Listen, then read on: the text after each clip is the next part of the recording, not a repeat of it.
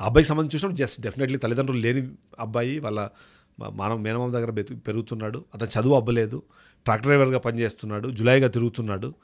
అతను వద్దు అనుకోవడానికి వీళ్ళకి 100 రీజన్స్ ఉండొచ్చు, దాన్ని ఎవరు కాదనే అంశం కాదు.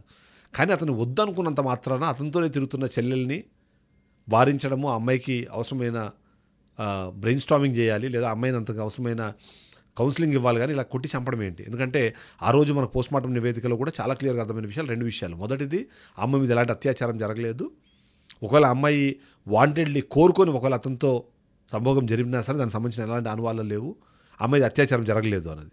రెండోది, ఆ అమ్మాయి లంగ్స్ అన్నవి పాడేలాగా కొట్టారు, అంటే ఎద మీదే కొట్టారు ఆ అమ్మాయిని, అక్కడనే అమ్మాయిని గాయపరిచారు. అందులో భాగంగానే అమ్మాయి ఊపిరి తీసుకోలేక చచ్చిపోయింది అన్న దానికి సంబంధించి ఆ చనిపోవడానికి కారణాలు కూడా పోస్ట్మార్టం రిపోర్ట్లో విశ్లేషించే క్రమంలో కూడా కనిపించింది. అంత చాలా క్రూరంగా వ్యవహరించారని తెలుస్తోంది. ఇక వాళ్ళ తండ్రి ఎవరైతే ఉన్నారో ఆ తండ్రి కూడా మొదటి నుంచి లోకేష్ మీద అనుమానం వ్యక్తం చేయడము, ఈ పరువు హత్యలో అతని ఇన్వాల్వ్మెంట్ ఎంత ఉంది అన్నది కూడా ఇప్పుడు ఒక డిస్కషన్ అయితే జరుగుతోంది. దానికి పూర్తి స్థాయి ఆధారాలు దొరకాల్సిన అవసరం అయితే కనిపిస్తుంది. కానీ